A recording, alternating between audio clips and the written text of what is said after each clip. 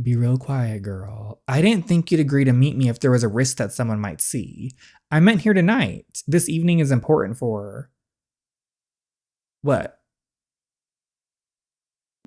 Who is that? Those hands, gloves, whatever, better be clean. Only pretend. Chapter 21. Don't talk to strangers or you might fall in love. That description has me ready. I need to see what happens. The meetup with Claire and Sawyer downstairs. Who grabbed her? So go follow the amazing author Charlie Seb. Subscribe if you haven't already. And without further ado, let's start the drama. Is there still a point in being a good person if bad things continue to happen to us anyway? Claire, don't make a scene. At least not here. Okay, we've seen this. Piss off. I'll never keep and return something. Oh, maybe this is his point of view now. That's weird. A little strange if you ask me, but okay. Okay, here's a little meetup. Okay, here's where we left off, I think. What? Okay, is that man? Oh, yeah, his hands better be washed. Is there someone else down here? Take a good look around, Sawyer. It's pretty nasty in here. Well, I mean, there's some nasty people in here too. What is he doing? Wouldn't it all be surprised to find out a rat? This is New York we're talking about. Speaking of rats, look at them. Idiot. Did anyone ever teach you how to eavesdrop? My feet remained planted on the ground. Except my ragged breast, my body had completely frozen. I didn't dare to move. His grip on my arm was firm yet light, fingers enclosing around it with enough force to keep me steady in the darkness, but loose enough for me to slip away if I so choose. And even in the shadows of this decrepit cellar, my pupils willed themselves to capture his face. His expression completely unreadable. I didn't trouble myself for long trying to decode them, but his eyes.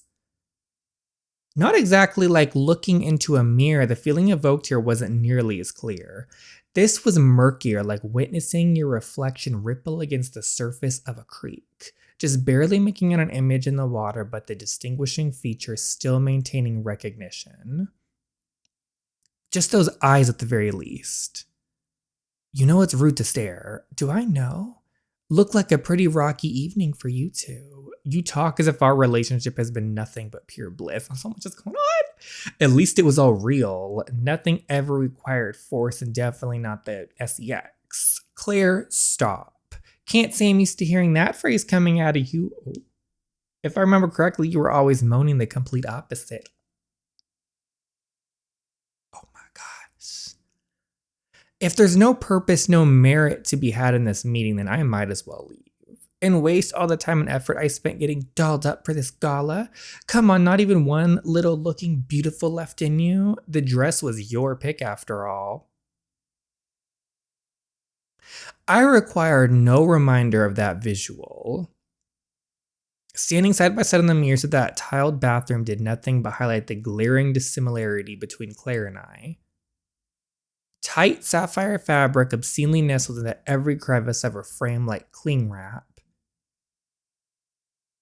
So this was it. I mean, Claire looked good. I mean, I get it. Claire looks good. I even though my feelings towards Claire are very mixed, I think she looks good. But so does Cerise. I think Cerise looks amazing as too. I don't think either of them, like, you know what I mean? Cerise looks so good. The caustic explanation for Sawyer's inability to hold me. Why he didn't want to touch me, why his hands roamed me as if I was foreign territory. My skin was nothing but a layover and him an unwilling visitor, only here to kill time before making the flight back to its homeland. No one told you to wear it tonight. If the sentiment behind this gift has really vanished, then it should be nothing more than just another dress. The fact that you still find yourself in a position to be bothered is very telling. Are you effing with me, Claire? If you called me out here just to coax a reaction out of me, then I'm over it. I'm no longer interested in having this talk. So then let's not talk. What is she doing, Claire? And Sawyer, let's find another way to fill the silence. Sawyer, what's your reaction? Claire, just stop.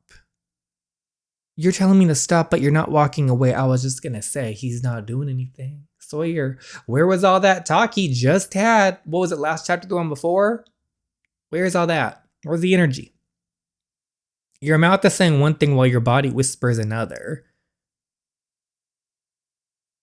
You feeling frustrated? Is she not fulfilling her lawfully wedded duties as your wife now, Claire? Why do you always have to bring up Cerise? It's so petty and pathetic at the same time. Like, Cerise does not care about you. Well, she does right now because you're stealing her husband, but oh wow, I was only joking. Enough of this, Claire. Please. Okay, well, was she really that horrible the first time? Quit it. That was pretty pathetic attempt of denying it. There's been no first time. Claire is very insecure. She's extremely insecure. She really needs to build that up because she is beautiful. I mean, I will say beautiful. I think her old personality before she fell in love with Sawyer and she herself got in her own head, Sawyer ruined her, was great. She needs to get that energy back. Claire, please find someone who respects you. If I'm at all wrong, and then go on and just say it's her, and please respect yourself. Tell me if she's any good in bed. Why does that matter to you? Tell me if you've been able to bring yourself to go beyond some stupid little birthday kiss.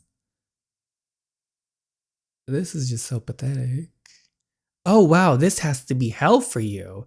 Like trying to go back to nicotine once you've already tasted crystal. This is her last ditch effort. Though I'm sure the flashbacks still keep you company every now and then. But why waste time reminiscing when you can just relive the real thing? Oh shit.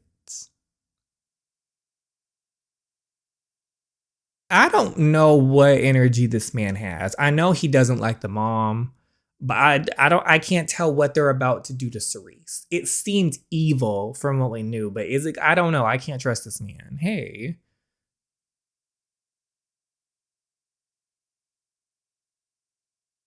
Oh, what the hell, you? You know this man. No, it's my bad. I got lost looking for an exhibit. I'll leave you two to it. Who the F was that? I don't know, some random guest? Well, he must have heard everything, Claire. He probably a nobody, and besides, didn't even know how long he was standing there for. And neither do you, that's the point. What are we gonna do if he tells someone? Tell someone what? And who's gonna believe that guy, huh? Who the hell even is he? Show the F out. I mean, really, what is he gonna say? Sawyer actually didn't do anything. Although I guess he could say that they had the affair if he heard long enough. I mean, the only thing he could say is Claire was acting real desperate and Sawyer did not react. This was a mistake coming here to talk in the first place. I thought he was gonna kiss her or something. I was ready to tear into him. I mean, I still want to tear into him because he's been irritating lately.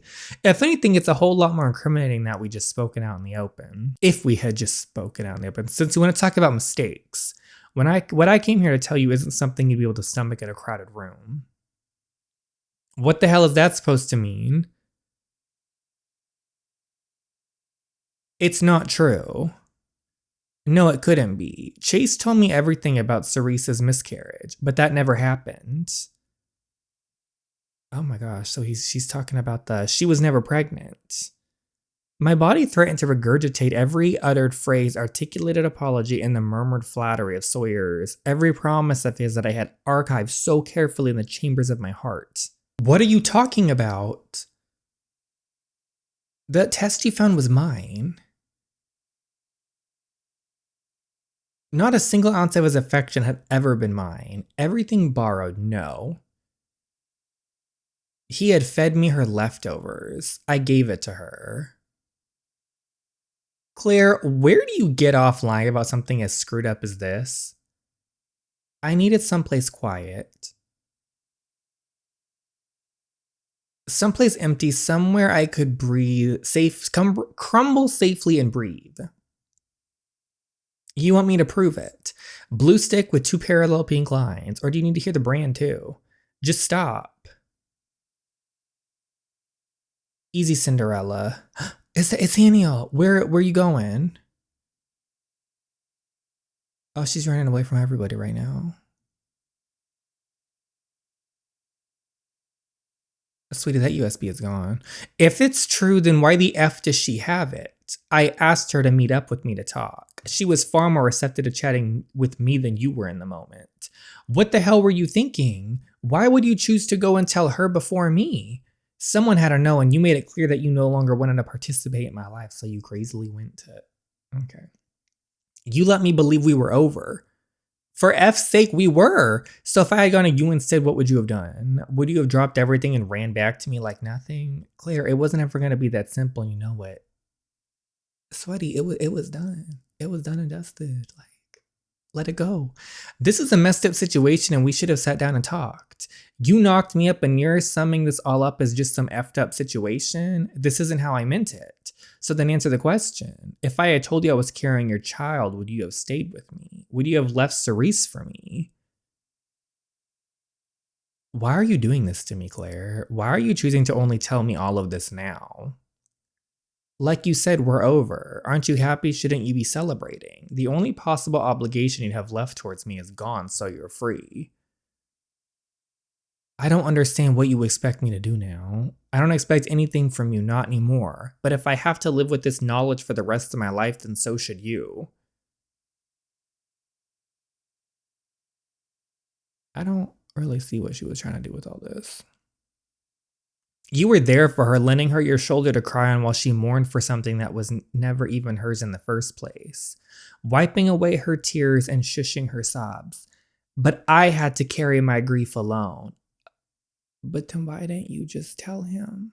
Originally, instead of meeting with Cerise, trying to give the stick to her and try to cause a scene. That's where I'm just not really connecting the dots here. No one let me anything, offer nothing to cushion the blow or put pressure on it because you didn't say anything. That's why. That's why. I feel terrible for her. I really do. Going through something like that is clearly traumatic. So I really feel for her that she went through, and she went through it alone. But maybe it's just me. Am I being too heartless right now, y'all? Because I'm just confused about the tears right now over the situation about not having Sawyer there for her when she didn't even tell him in the first place. That's where I'm kind of like disconnected from, like, why are you upset right now?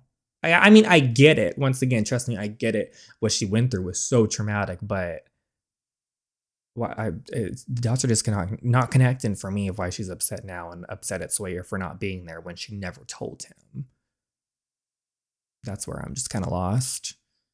Of like where her thought process is just like, what are you doing? Maybe my thought process is the one that's not connected. I just woke up a little ago, maybe a little bit ago. See, I can't even speak. So maybe, I don't know. But years and years spent suffering the modern torment of stilettos had numbed my feet to the pulsating pain. And poor Cerise just having to hear all this. And yet it wasn't my glass slippers nor the toilsome burden of a bulky ball gown that knocked me onto my knees in ruins. Nothing tangible, nothing I could readily slip out of and release myself from. It was the thought of my husband. Oh, Cerise. In the blink of an eye, Sawyer's name grew into poison. Like a lamb being branded by scalding iron moments before it's led to the slaughter. I ached. I ached in places I had never been struck to even recall such a sensation. I ached in places I wasn't even aware existed within me. God, it all felt like a dull, oppressive ache reverberating from my chest and cascading down to every corner of my body. I thought I would never have to relive this sensation again. I can't breathe. Wait, was Daniel in the past? Don't, Cerise. It's just me, Owens. It's just me. Each time I huffed and heaved for air, my lungs only seemed to atrophy. My stomach had collapsed like a sinkhole, churning as if I'd swallowed a blade. Oh, poor Cerise. I could feel my mind slipping further and further into entropy, every fathomable sensation, far too painful. A feeling I worried I might only escape through self-cannibalism.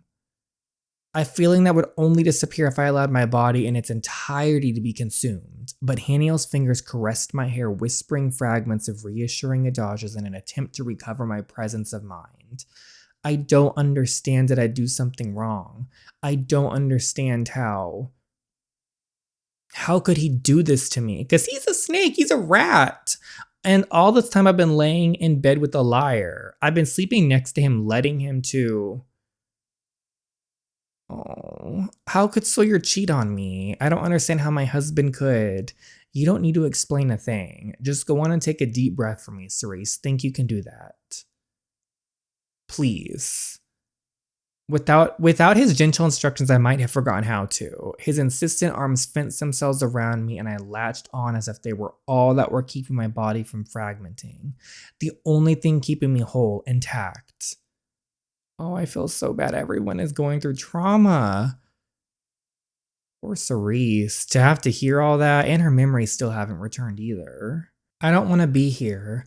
My sentiment extended beyond the confines of the museum. Then let's get you out here, take you home. No.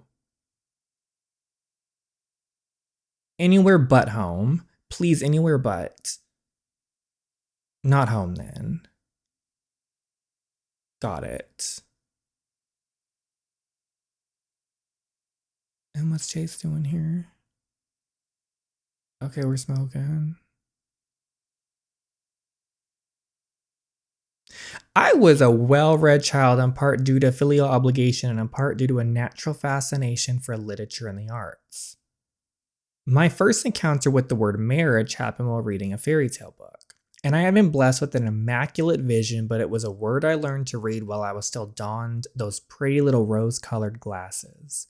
The kind of word that only revealed itself to those who still possessed the ignorance of youth, like the magic of the tooth fairy or the beer-bellied man up north. Until one day you wake up and suddenly realize that a honeymoon wasn't actually a moon made of honey, and that blood diamonds never earned their name from their color. That you had missed all the cautionary fine print just because it happened to be written in gold fountain pen ink.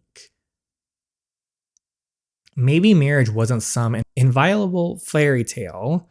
Maybe it was just another product to be marketed and sold in inconspicuously ribboned white boxes. Too good to be true, you tell yourself, but you dial the number on your screen and call out anyway. Because what if it wasn't? What if it is more than propaganda for a white picket fenced manor tucked away in the shrubbery of a gated suburban community?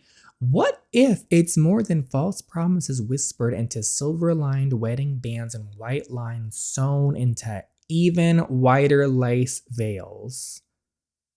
And God, why was everything so white? To let the tears stain clearer, to highlight every possible flaw, make it harder for the bride to escape prying eyes? This whole white motive, such as sterile white gowns, and I wondered if this was some kind of omen. A herald that one day soon, these women would be milked dry of all the romanticism and ambition they had to offer. Everything pale as porcelain and equally just as fragile. No, marriage was no fairy tale. If anything, all that the two shared was the sole fact that they were nothing more than speculation. And then here's this man.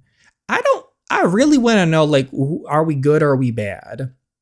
Another hoax coated into sugar to lay easier on the tongue, make it easier to swallow than I actually believe.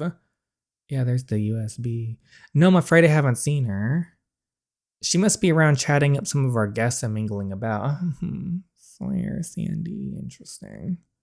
Yeah. It's not like her to keep out of sight. Not an evening as crucial as this. Then why did you take your eyes off the girl in the first place? Your unease is wearing on me, boy. Do I have anything to worry about? No, of course not. Everything's perfect.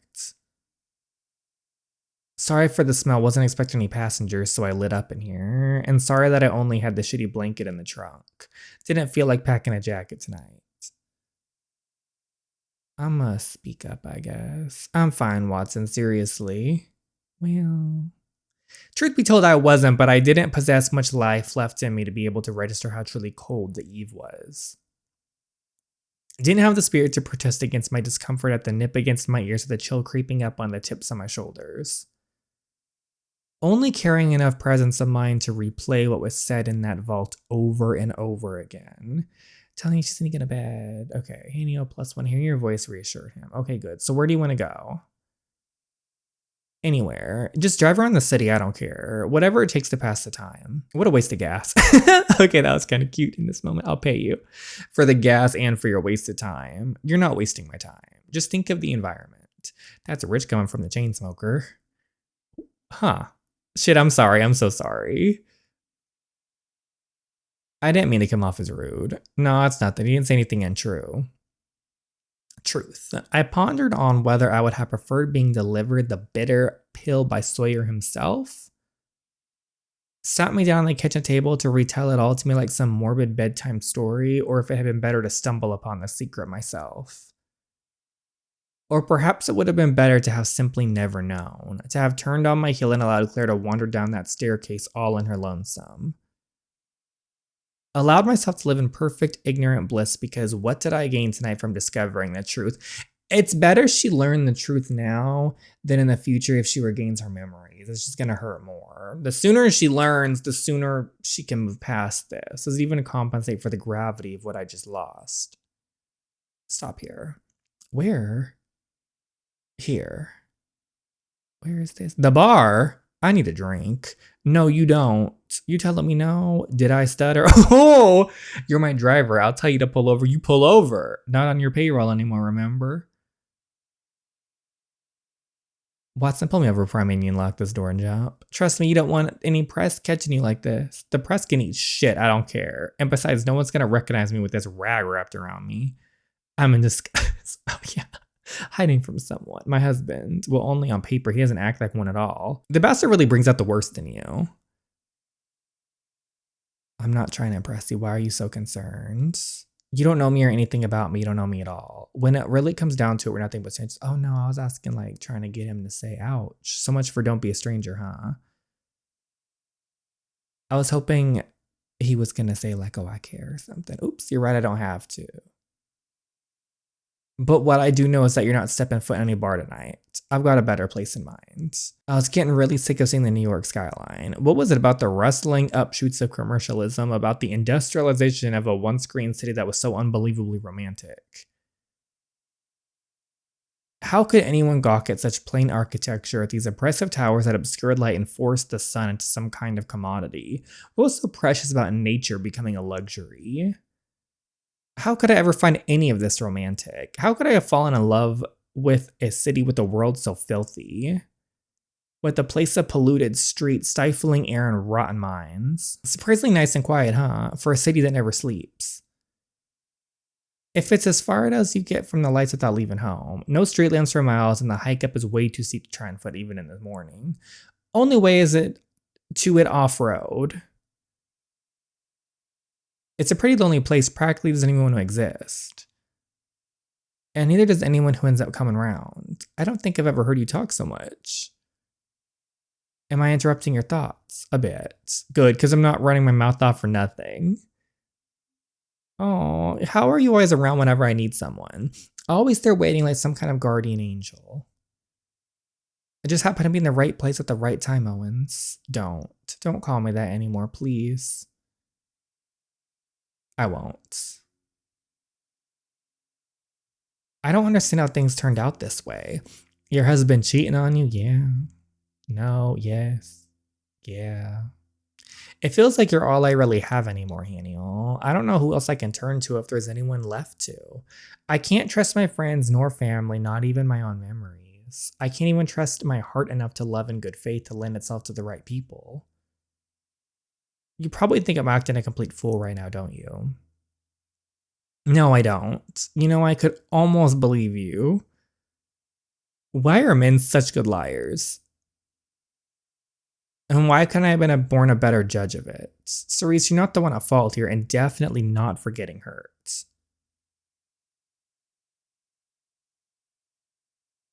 Hey, you good? My head feels like it's spinning.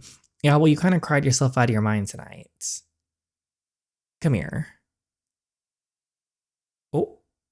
No, I don't believe I've seen her. Last glimpse I caught of her was during that speech. Are you absolutely sure she hasn't snuck off to the kitchen to mingle with the staff? She likes to see off and personally thank any of the venue staff she can get her hands on. No, I've checked and this just isn't like her. You said it yourself, Cerise is the type of woman to go home after the caretaker. But no one's seen her in the last hour. What are you talking about? Sawyer, where on earth is my daughter?